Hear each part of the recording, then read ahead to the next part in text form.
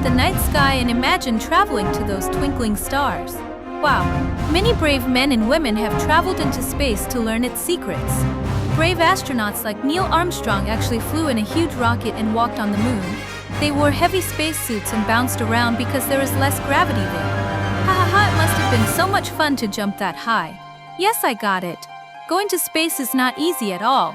Astronauts have to study math and science for many years. Sometimes things go wrong in space. Oh no. A long time ago, a spaceship had a big problem and lost power far away from Earth. Oh gosh. But the clever scientists on ground and the brave astronauts worked together to fix it. They safely returned home. Oh my. This shows that real space explorers never give up when they face difficult problems. Today, astronauts live on the International Space Station floating high above and the rest of the world. They do amazing science experiments every day.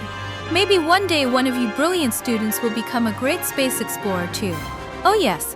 Keep studying hard and always reach for the stars.